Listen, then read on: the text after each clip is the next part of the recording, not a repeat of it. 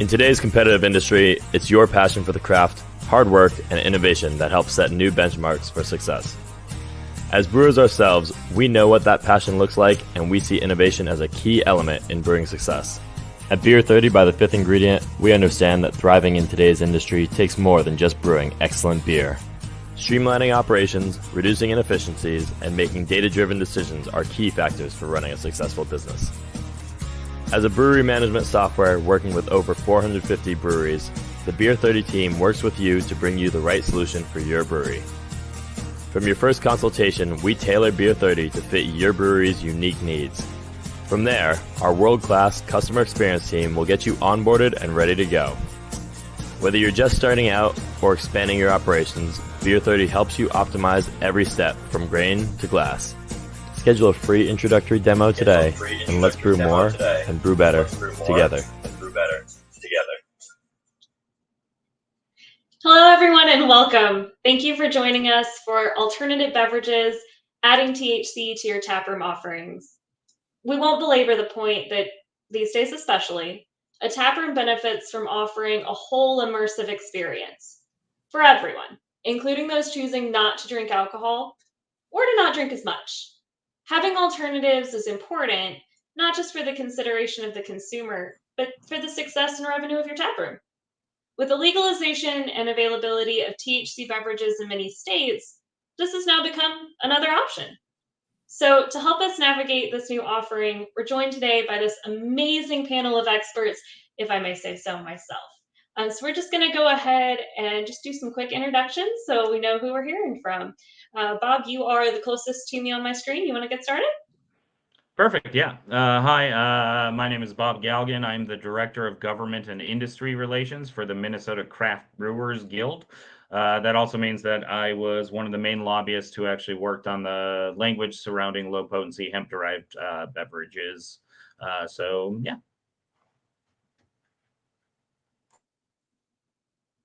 Whoever wants to jump in next. Hi, I'm Dan Doran, brand manager at Lupulin Brewing out of Big Lake, Minnesota, so one of the benefactors of all of Bob's hard work. We have Smazy as our THC seltzer, among other THC products we have in the market. But yeah, happy to be here.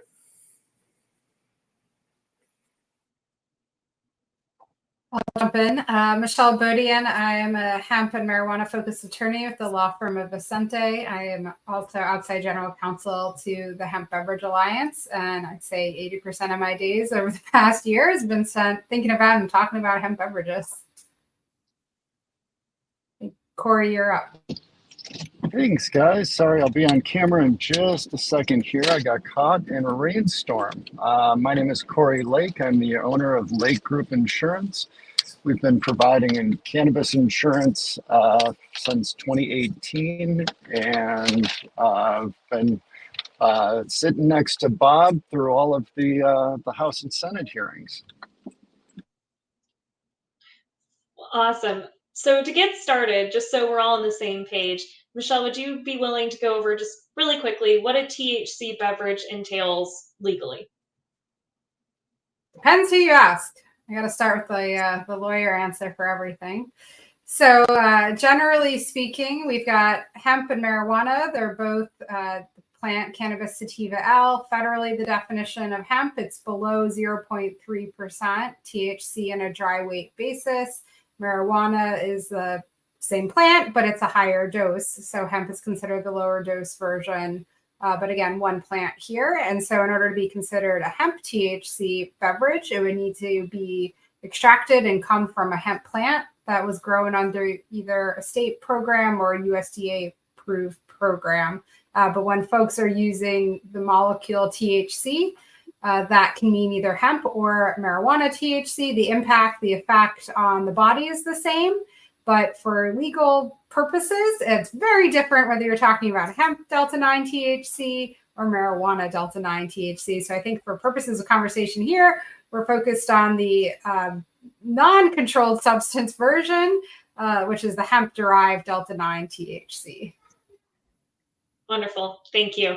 And as a quick note, we just want to say that while we do have legal counsel on the call, they are not your legal counsel. So please either reach out to Michelle directly or your own legal counsel for legal advice.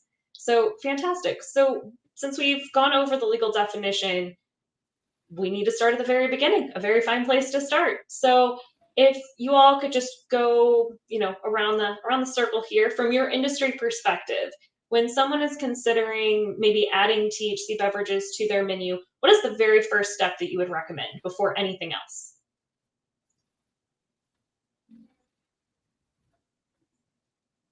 Bobby, you can go first. You want me to go? Yeah. All right. I would say that step one is consult your legal counsel. That's the very, very first thing that you should do. Paid him $5 to say that. Well, you're welcome, Michelle. And if you don't have legal counsel, hire Michelle.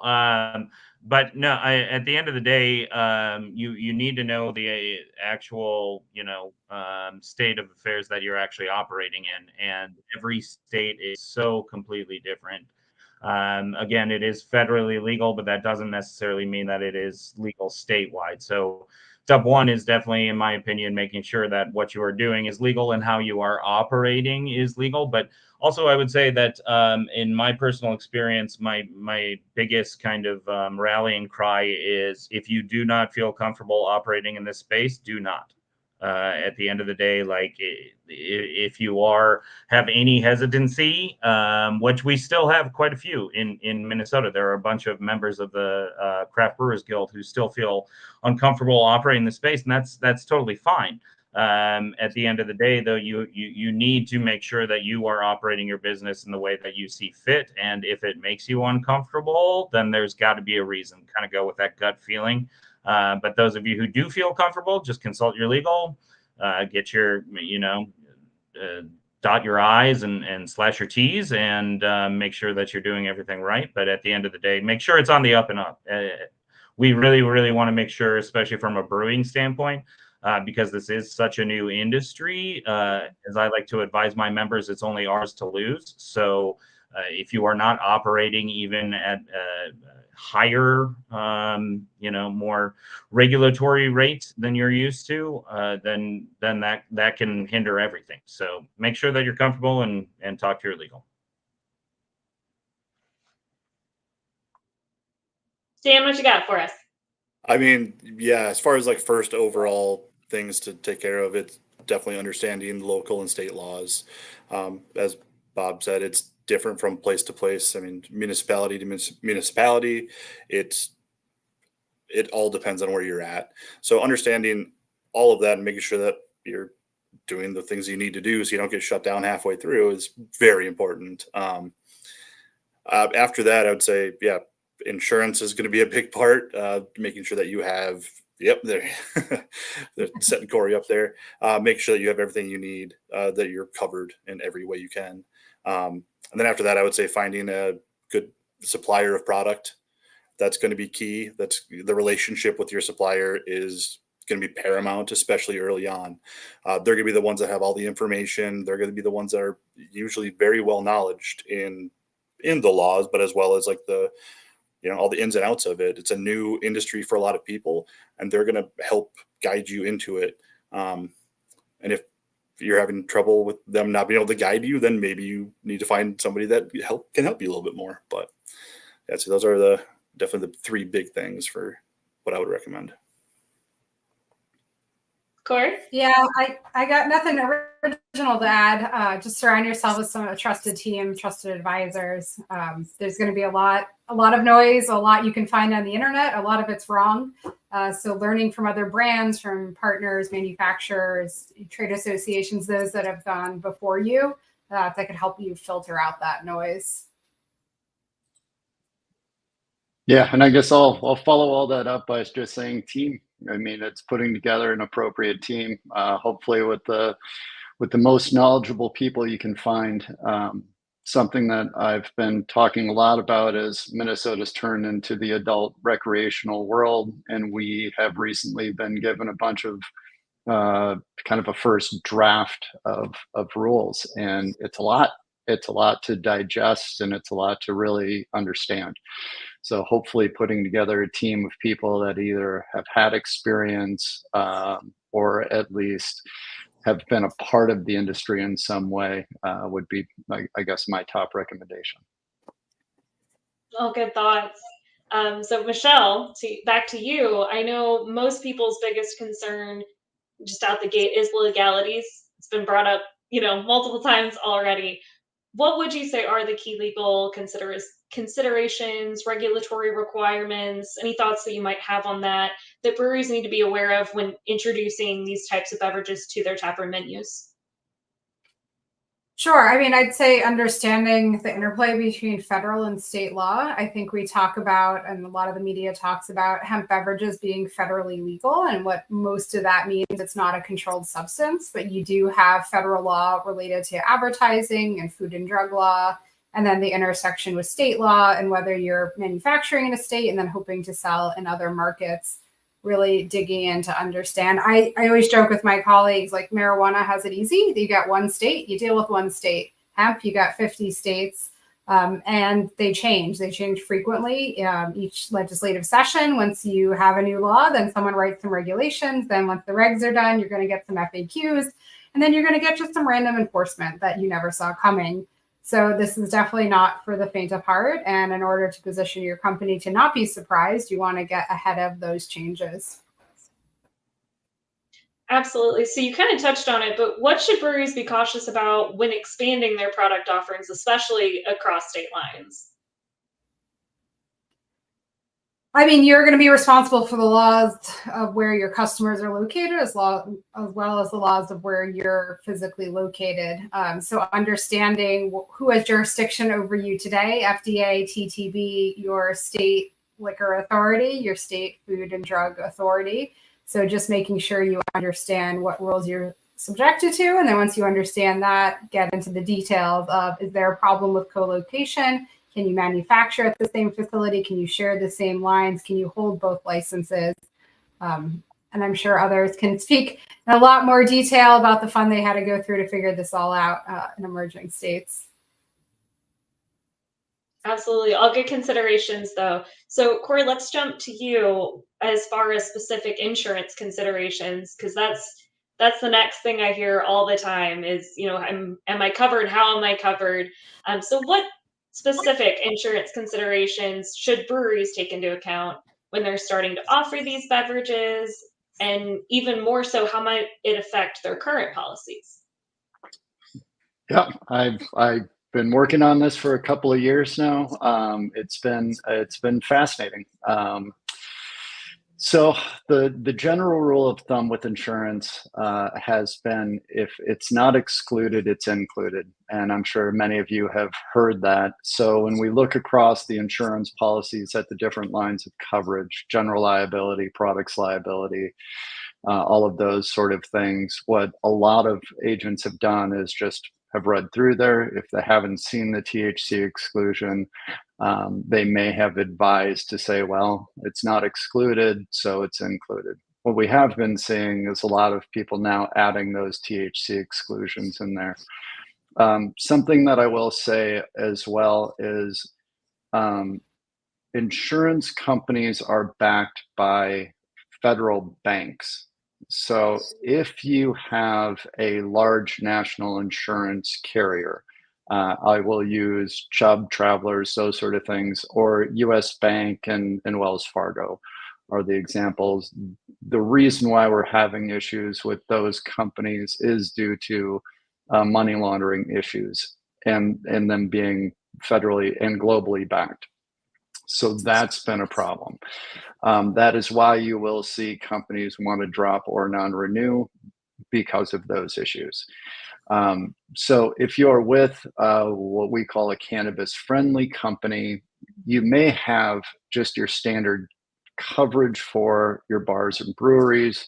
And then if you see those exclusions, what we'll want to do is we'll want to pick up those coverages on the outside of those. So if you have a THC general liability exclusion, we've got to pick up general liability for those THC products. This includes every one of those line items. And we've been able to do that. We can get you with a standard market carrier for your brewery or your bar, and then we can pick up all of the THC on the other side. Hopefully, we're just looking at products, and then the other one is on-premise consumption is probably one of the biggest ones that we talk about today, especially in Minnesota. It has been really, really slow as far as I'm concerned, I guess. Not for the rest of the country, but as far as I'm concerned, just rolling out these products. Just the on-premise. The other thing that we talk about is cost. Cost for cannabis insurance. There is a cannabis tax that's real. It's about 3 to 4 times what it costs to do your average policy. So an example that I'll use is I just got a quote for on-premise consumption for 1 year. For a brewery, they're doing about, let's call it 150,000 in annual sales exclusively with their THC products. That policy just for the on-premise consumption, so dram shop coverage or liquor liability coverage, the quote came back at about $11,000, something like that. So I mean, we know that from, if you're doing those sort of numbers in the dram shop world, you're talking about a $2,500 policy. Maybe sometimes you can even get it less expensive than that if it's packaged together. So it's a pretty substantial multiplier, but at the same stroke, the coverage is there. It is happening. This is the third company that I'm aware of that's writing this particular coverage. And just to put it into perspective, if you were to do a one-night event, those single-night events or two-night events, just the on-premise consumption is about $3,500, sometimes a little bit more, sometimes a little bit less, depending on the size group that you're going to have. So if you do 3 on-premise consumption events a year, you've basically paid for that annual policy. Yeah, so that's kind of high level stuff, but it gets you sort of the idea of where we're at right now. Well, that's some great insight. We very much appreciate it. So you did kind of mention the liabilities and risks that are associated, and you do need coverage for that. What are ways that breweries can mitigate those risks, whether it be through insurance or Michelle, Dan, Bob, if you all want to, kind of talk about your industry perspectives. I know a lot of people are concerned about what happens if someone has a negative reaction while they're consuming. So whoever wants to jump in on that with their thoughts. Yeah, I mean, I'll go quickly. Yeah, it's no different than your dram shop or any sort of your products liability type stuff. People are going to have adverse reactions, but I would also say that could come in a craft cocktail, an NA craft cocktail. It's got grapefruit juice in it that somebody is taking a medication that has an adverse reaction to grapefruit juice.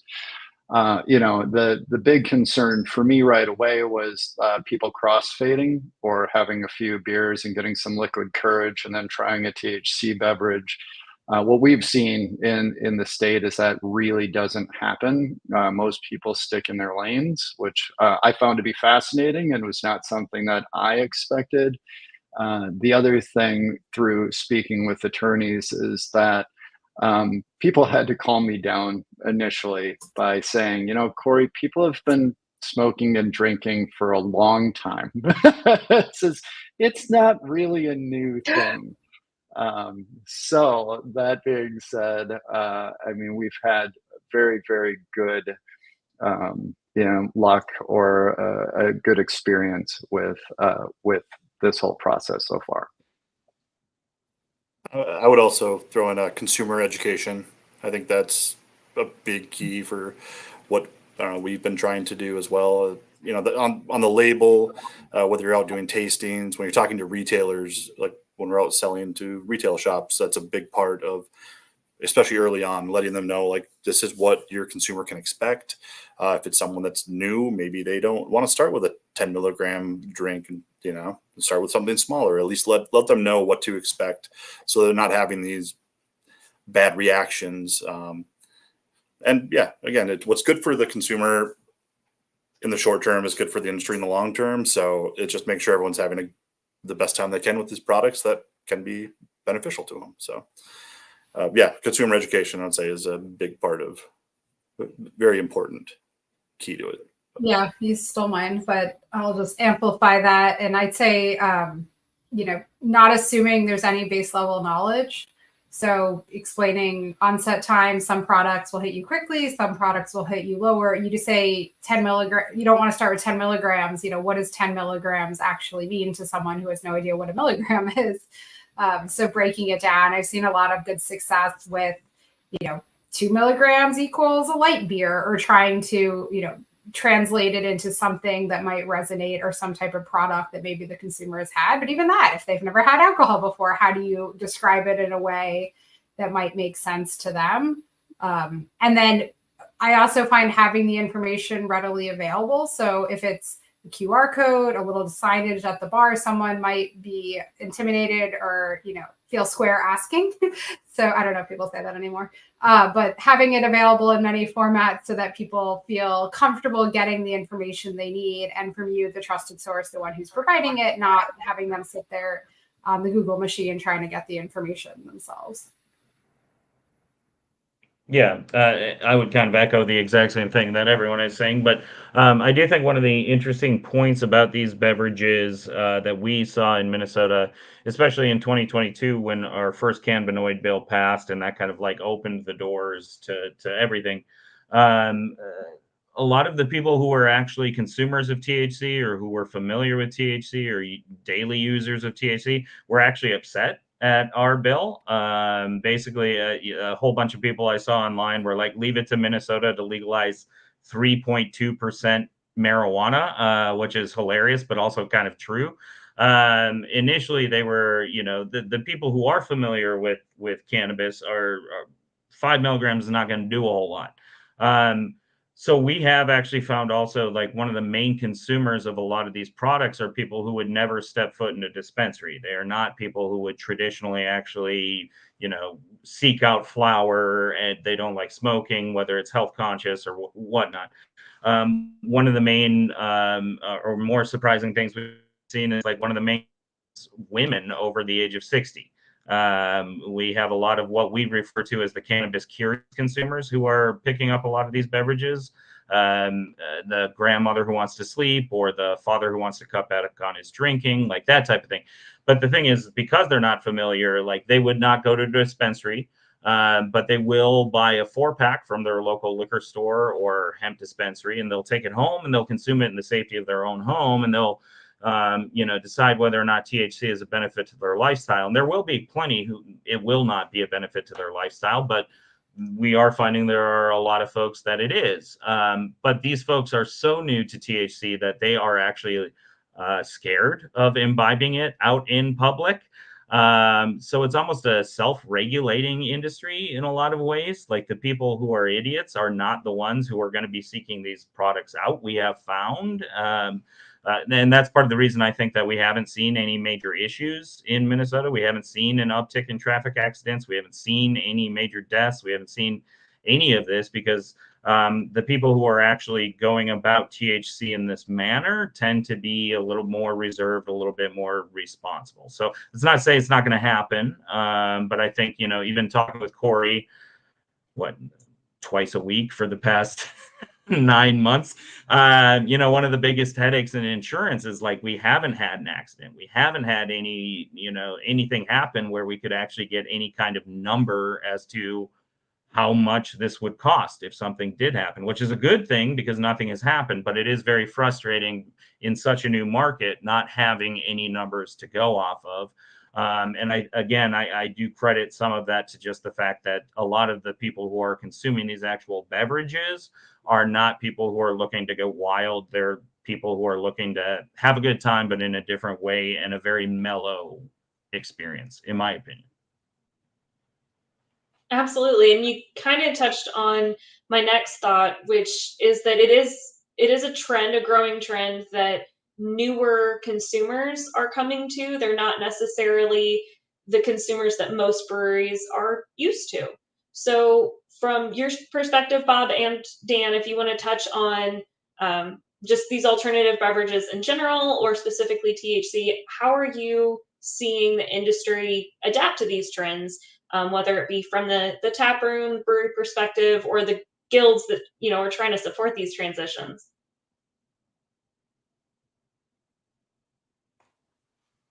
You want me to take that one first, Dan?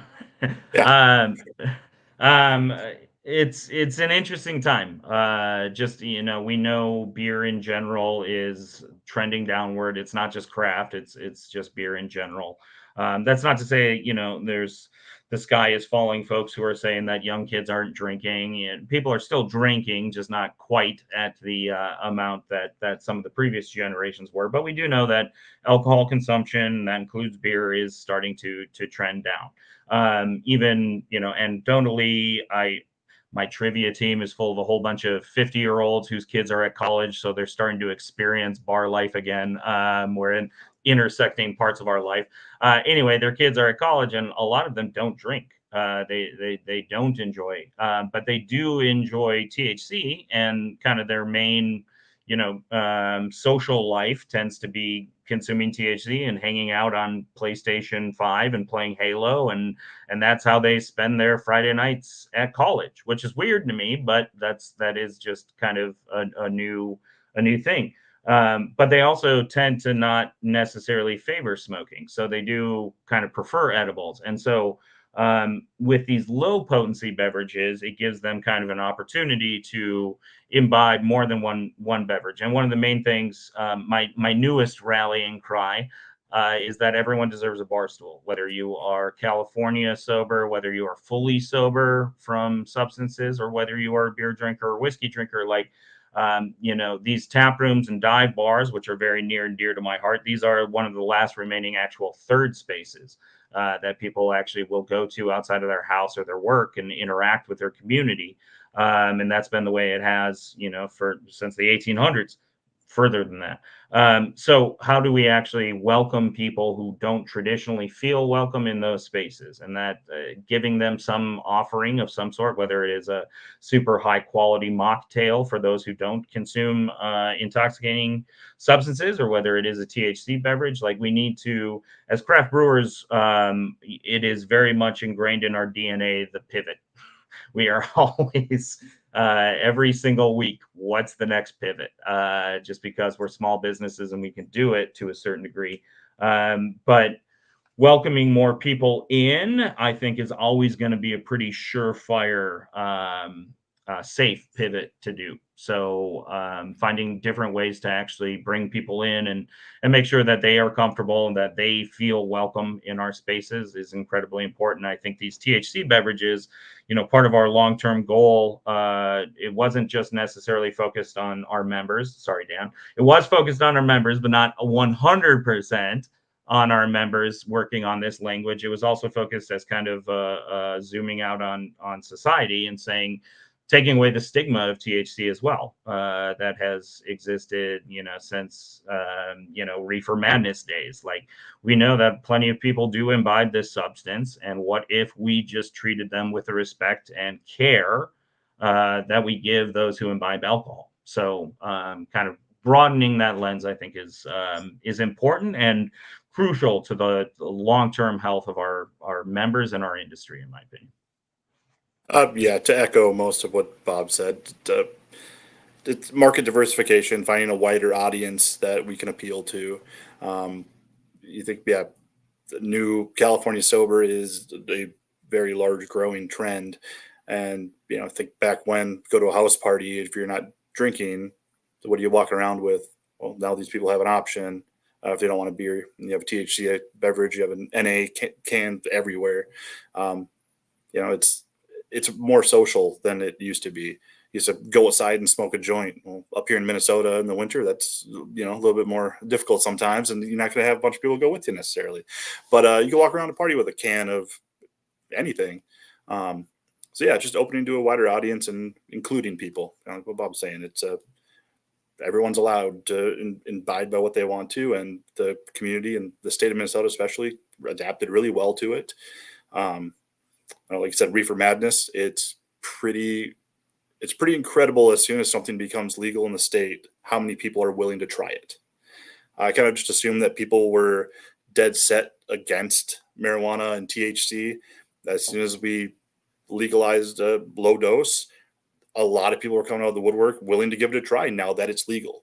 It's not ingrained in them that they are against it. It's because it was illegal and they're willing to give it a try. So yeah, it's a really nice to include like I said, a wider audience to enjoy these things. Absolutely. So kind of touching on what you said then, that you weren't really sure if there was customer interest until it was legal. What strategies did you all use, or should breweries use, to kind of gauge that interest in those alternate options, especially THC infused? And how can you use those to kind of inform your marketing, your product development, all of those considerations? I mean, for us, it was about being true to like what kind of brewery we are. We've always been kind of a big beer brewery, big IPAs, big barrel aged stouts. So when we first started, the law was a little bit more gray than it is now. We started out on the higher end of the milligram allowance. We went to 12 milligram cans, where most of the market was around 5 in the beginning. So that was kind of, again, keeping true to who we are. And we got it was very well received for the people that wanted the higher milligrams. Eventually the laws changed and 10 milligram became the cap. So we had to reformulate a couple of milligrams, but we made it. So it's just kind of being kind of true to who you are. And the market will tell you what they like and what they don't like pretty quick. It's pretty insane just over a couple of years how things cement themselves as far as brands and how quickly the brands that don't do well kind of fade away. Again, very, very quick evolution here.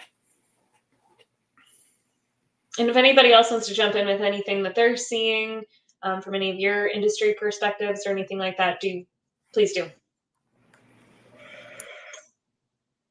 Yeah, I mean, I've been, since we insure liquor stores and breweries and bars and restaurants, one of the things that we have seen on the retail side,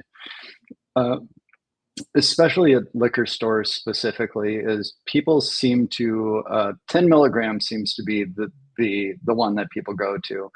I think a lot of this has to do with pricing models as well. If you've got a 5 milligram beverage that costs $6 and a 10 milligram that costs $7, people will usually go towards that 10 milligram, thinking that they're getting more bang for their buck, even if it may not be the best choice for them. So something that I would consider is sort of that true retail formula where you maybe have a 2.5, a 5, and a 10, trying to kind of broaden your audience base and then price them accordingly as well.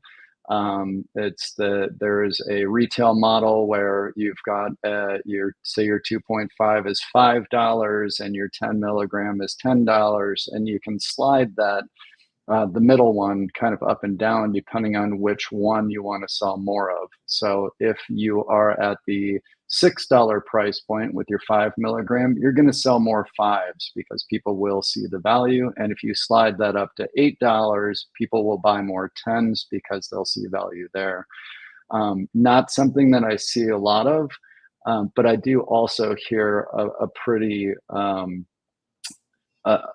big call for the lower dose products. People can have 3, 4, 5, 2.5 milligrams and 1 10 milligram. So it is something to just consider in your sales cycle. But I think Dan had said it right. I mean, the market will tell you what they're looking for as well. Absolutely. So that segues really nicely into my next question, which is kind of about the labeling, the advertising, price points, things like that. If you all want to speak to whether it's the legal requirements or, from the brewery perspective, or anything like that about any labeling, advertising considerations, pointers, challenges, anything that you all went through that you think people should be aware of? Yeah, I'll go real quick on the insurance side. To make sure you're talking to your insurance people. It seems that we've got more regulatory stuff than most of the states do. Something that we see come through on our policies are the last thing was do not operate heavy machinery, but there's also do not consume while pregnant or breastfeeding. And there's a third one as well, and I'll think of it in just a second. But those things were not Minnesota state requirements. Keep out of reach of children was the other one. So those were the three, but Minnesota only had keep out of reach of children. So for a long time, I had to go back and say, hey, if you want to be compliant with your insurance policy, we need to add these things. If people were only selling in the state of Minnesota, they didn't have to worry about it. But as soon as it goes out across any state lines, we need to have these other things in there. So that would be my recommendation for those labeling and warnings. Yeah, the growing trend of hemp product specific labeling, it's a number of states post 2018 Farm Bill, which is what gave us the commercialization of hemp and hemp products. That gave a lot of states, the power they needed to start regulating affirmatively, and a number of states passed hemp labeling rules. I think we're up to now, latest count, 32 states require specific labels for hemp products. And why would they be consistent? Why would they agree? So the warning, our recommended warning statement is about this thick, the number of lines. And even that, we're making strategic judgment calls. Is it keep out of reach of children or advise not for children? Every state wants their magic language and trying to cram it all on there. And then, Tennessee coming out saying that this product may be toxic or harmful in proposed regulations, a bunch of brands changing their cans to meet that standard. Then Tennessee says, nah, we changed our mind. Also, it's not going to be effective till January 2025. So keeping up with the changes when you got to plan your production runs and design your labels 6 months in advance is a fun challenge. But knowing what are the must-haves, what are the nice-to-haves, and trying to figure out how to do that. And then on the labeling side, on the advertising piece, that isn't as fully formed. I mean, certainly there's industry best practices, but I'd say that's kind of the last piece of the puzzle that hasn't yet been there. On the marijuana side of things, a lot of rules about billboards, audience composition data, is it attractive to minor, and having that spelled out. A number of states do have that starting. Virginia, you can't have more on the edible side, but it can't be shaped like a strawberry, no fruit. The logos on even beverages can't have cartoon characters or, youth appealing figures. I don't know what that means, but, that is the last piece of the puzzle is who you can advertise, what form, what medium, billboard. Can you have a model that has, appears to be younger than 25? And so I'd say, since hemp has been borrowing a lot of this from marijuana in a number of states and trying to align, looking to the challenges of what they've had to go through would be some good foreshadowing. So right now, as there's not as much regulation on advertising, I wouldn't, plan your entire future on what might be possible, because as we said, this all changes. And I do think advertising limitations is kind of the last piece of the puzzle and what's coming. And if you want to influence Minnesota's, go talk to Bob. And I will say, for the advertising side, that is probably one of our most difficult points of the entire industry right now, because there isn't really a good way to market THC products, or for us anyway. We're having some trouble with our logo. Looks a little too close to a pot leaf, so Meta will ban a picture of our can. So that makes it difficult. And if you put any information about it being for sale, they'll ban it. Like, there's just a lot of regulation on social media for what you can and cannot say, what you can and cannot have pictured. And they don't ding everybody, but they'll find people to ding for sure. So for us, a lot of the advertising is just going to be more word of mouth, going to tastings, going to different events, just being out in the public eye, going to festivals and tastings. If they are some of the best ways that we can, boots on the ground marketing and advertising for right now. But yeah, I would also say, kind of banking off what Michelle said, like, one of the biggest headaches is everything is constantly changing and it will continue be constantly changing for the foreseeable future from state to state, like no matter what. But again, kind of, going back to my point of part of the reason why we think, and part of the reason why we hit this language so hard and heavy and work so hard on it. Craft brewers, I think, again, with that pivot, are so much more better poised to print new labels and put it on silver bullets, as opposed to, it's one of the reasons why we don't see a large number of like national players entering the space right now, because they're operating in 50 different states. That's way too much of a headache for them to jump in. So like, one of the main things that we've been telling federal legislators is this is a very local market. And part of that is because of that kind of pivot mentality, that we are such small producers that we can change things when they need to be changed within a month, as opposed to ordering, 25 new truckloads of printed cans from Ball. We can just print out, a few labels for that month. And then next month we can change it when the regulations change again. But it is super important, and we were very cognizant, especially about labeling. One of the reasons why we worked on the language as well is because we are brewers. We are used to heavy regulation. We are used to heavy label requirements. We know how this game should be played, and we want to see it mimicked in the THC space. We want to make sure that whatever the consumer is actually imbibing is exactly what they have read on that can and what they are prepared to actually imbibe.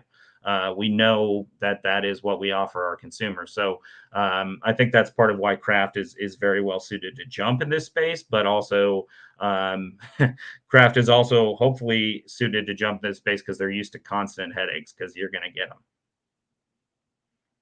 Very true. So let's stay on you for just a minute as far as the guilds and the regulations. So just so everyone is aware, how are guilds such as yours advocating for regulatory changes or offering support related to alternate beverages, THC-infused beverages?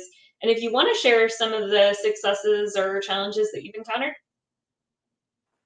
Yeah, I mean, in general, we're in a super, I don't know if you've noticed it, but unprecedented time all across the board, and especially in the brewing industry, and especially in the craft brewing industry. We still have members who do not feel like this is our space. They're wondering why we're working in this space. They think it's a waste of their dollars, their dues, and my time. Having said that, in our legislative survey that we sent in 2023, 89% of our members are either operating in this space or are or seriously considering operating in this space. That is the most consensus we have had on anything ever. So very clearly it became clear that this was a Brewers initiative. So that is kind of why we jumped into it. There also was some legislative reasons at the Minnesota Capitol why this made sense. But again, even on the national level and talking with other guild leaders, we have a guild summit actually at the end of this week in Madison. So I'll be interested to have some conversations there. But there are plenty of guild leaders out there that, again, think that this is not a brewer space. They're not interested in touching it. They don't want to touch it. They think that this is a dangerous game and that this can belittle the industry. I feel exactly the opposite. I think this is one of the ways that we actually grow the industry. And this is kind of how one of the pathways by which we continue moving forward in a very hard moving industry. But even again, on the national level, the Brewers Association also is dipping their toes into it. They're not jumping in necessarily. And a lot of reason why is, there are plenty of states that this doesn't necessarily make sense. But I think it's really, you have to be aware of the fact that this is such a in-play thing for so many different states of so many different political levels. Not a lot of people realize that aspect, I think. Even a lot of my friends who operate in very, very heavily Republican states that will not consider full legalization for the foreseeable future, a lot of those legislatures are deciding to step away and to just kind of lift their hands and say this is federally legal. It's not our job, and they get to keep their political capital that they didn't necessarily work on legalizing marijuana. But it also lends their constituents who do imbibe to celebrate the fact that they held their hands off. Even here in Minnesota, part of the reason why we initially 1 year from July we would have allowed THC on tap. Part of what we did this session was actually moving that forward to July of this year. So in the state of Minnesota, it is legal to pour THC on tap here in the state. And part of the reason why we did that, one, was to what we talked about earlier, hopefully drive down some of the costs, just because aluminum is so expensive right now. But also, not a lot of members have canning lines, especially a lot of those smaller members that are taproom driven in much more smaller community rural areas.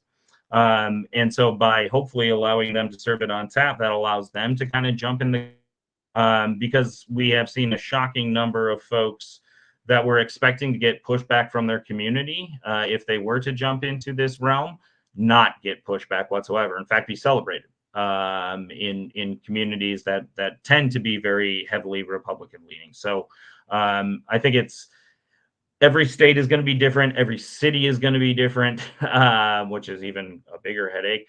But at the end of the day, again, I'm advocating to all the other guilds that this is something that is coming in one way or another, whether it is full legalization or whether it is maintaining hemp or whatnot. But there are plenty of people who view this industry as kind of a flash in the pan.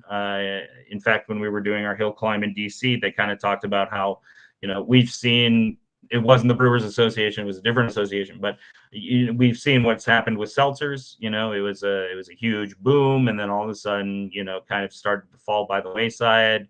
We've been through this ride before. This is going to happen again. And immediately I had at least 3 other guild leaders pull me aside and be like, they are dead wrong about this being a flash in the pan. This is something different. This is a whole new consumer. This is bringing people we have never seen in our tap rooms before coming into our tap rooms. So that's how I view it. And that's kind of how we've seen it play in Minnesota, I think, Dan and Cory, if you verified. But it's a very interesting subject, and I understand people's hesitation to it. But by hesitating completely against it, I think you do so at your own peril. Perfect. And there is a question that is mostly directed at you, but anyone, please feel free to jump in. First of all, Debbie says that Texas misses you, Bob. Debbie? Hi, Debbie. Good to see you.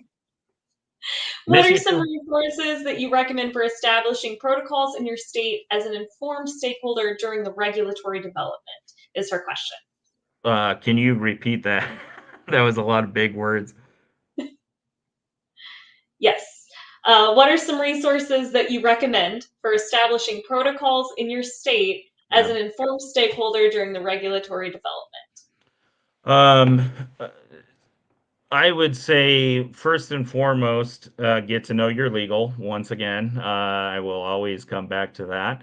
But also, I think just like in craft beer and the craft beer explosion, like lean on each other. So even after the 2023 bill passed here in Minnesota that summer, and I'm sure Cory is in the exact same boat. I know Michelle was, and Dan probably too.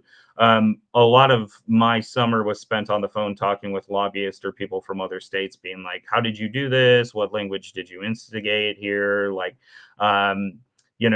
as I like to say, Minnesota is the 23rd state that legalized marijuana. We sure as hell did not get it right, but the onus is on us to get it less wrong than the previous 22. Minnesota is the first state to actually ingrain language, surrounding these low potency hemp beverages. We sure as shit didn't get it right, but we hope that everyone who, calls us and talks to us gets it more right than we did. And that's the reason why we go back up to the state capitol every year, is because we didn't get it right, and we're going to keep shaping it. So I think it's kind of one of those cases of, we are a community, and that's one of the beautiful parts of craft beer, and we need to celebrate that and use it to our advantage to come together and learn from each other, in my opinion. Yeah, I'd say borrowing from others that have come before you, the bits and pieces that work and make sense for your state. I mean, if you're in Texas, I think the legislative session's gearing up to have much discussion on this topic, kind of generally. But there's a lot of other states that have a huge regulatory framework that have gone before. So taking a look at that and then making it, the Texas version to make sure it works within their own market. Wonderful. I should also say, especially, learning from each other, I think one of the main refrains that's super beneficial, at least for us in Minnesota, but also in other states, the sky has not fallen. Like, we have done this, no one has gotten hurt, nothing bad has happened. That's kind of the rallying cry of anybody who is, fighting against any of this. And again, we just don't see any of the actual, doomsday scenarios that people say are going to happen. It has not proven true, and we now have testing grounds that have proven it. So, no matter what state you are in, you can always, you can use Minnesota, but you can use other states too, who are even taking a hands-off approach on this, that we just don't see any negative, instances. Well, I appreciate you all. This has been incredibly informative. We're almost at time, but I want to make sure that if you all have any resources, actionable strategies, or any sort of last minute thoughts that you all get to. So we're just going to go around one more time, and anything that you got for us, parting words, let us have it. I'm off mute, so I'll start. I would say, this isn't for the faint of heart. Don't do it because you think you're going to make a quick dollar. It is challenging, but it is a new opportunity.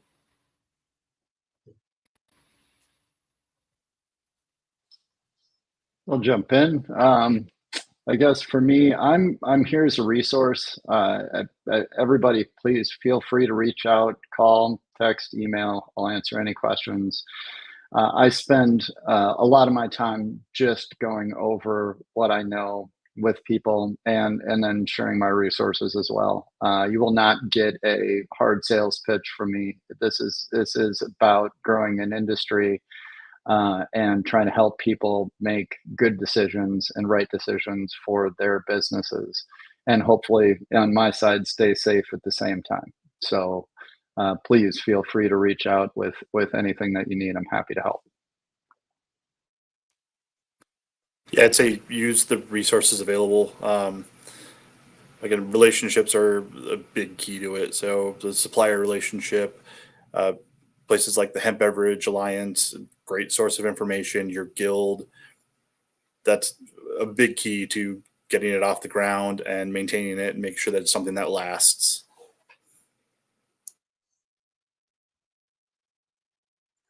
Yeah, I would say definitely, reach out again to those, but ultimately at the end of the day, I would say prepare for choppy waters. Like, this is kind of like Michelle said, it's such a new thing. Everything is constantly changing. What is true today is not going to be true tomorrow. I would also say, as somebody who has worked, when we worked on the bill in 23, we worked very heavily with the cannabis community. Columbus, quote unquote, discovered the new world, but #no, he didn't. There were plenty of people here before.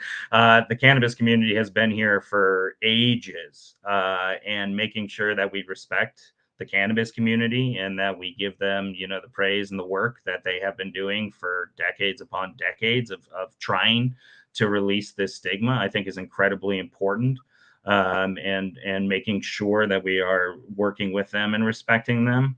And then also, one of the main things I'm sure everyone who tries to change any laws in their state will find, as craft brewers, we are very familiar with egos. But also, as much as I love the cannabis community, boy, I was ill prepared for the amount of egos in the cannabis community. Everyone thinks that they are changing the world. And my rallying cry is that you are. Everyone is changing the world, but no one person is. You have to work together. You have to listen to each other. I hope that I'm not negated or proven wrong, but I've always told people my phone is always on, even if we disagree, even if you hate me, I'm here to listen. That's my job as a lobbyist. Just putting your ego aside and realizing a greater good, because there is a greater good. We've seen a glimmer of it here in Minnesota, but I think there's plenty of sunshine beyond the horizon. And if we all work together, we can finally bask in it. But it's going to take everyone. It is not going to be one name or one person who's going to do it. And you negate others and yell at them and disparage them and talk negatively about them, again, kind of to your own peril. It doesn't look good, and it doesn't play well, and it doesn't give us anywhere, in my opinion. Well, I think that's a perfect sentiment to end on. And if any of you do want to give out your contact information for anyone who has questions, or Bob, apparently, if they just need a sounding board, if they want to knock down your door, feel free to jump with your contact. I just saw the comments section. Hi, Debbie. Jeez, you've been railing. Sorry, I clicked out of a different one. Apologies. Does anyone want to give their email address or anything like that if anyone has any follow-up questions? Yeah, mine is the letter C, my last name Lake, at lakegroupinsurance.com. And I'll let y'all have my phone number too. It is 612-251-9191.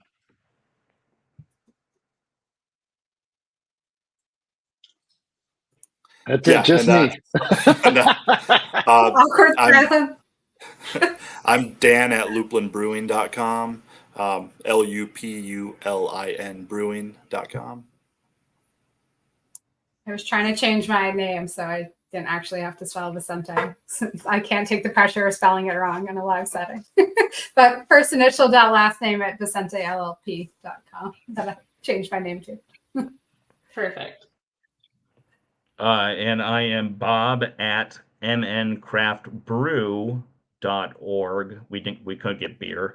And my phone number, Chris L., just so you're aware, my phone number is 651-329-1273. And I'm one of those idiots who uses his personal cell phone as his business cell phone. So it's always on me. But please use that respectfully, everyone. They do have daytime jobs. All right. Well, wonderful. Well, thank you all so much for joining us. This has been very informative, very entertaining, let's be frank. And we hope that everyone uses this information wisely. And cheers. Thanks, y'all. Appreciate it. Thanks for putting it Thank you. together.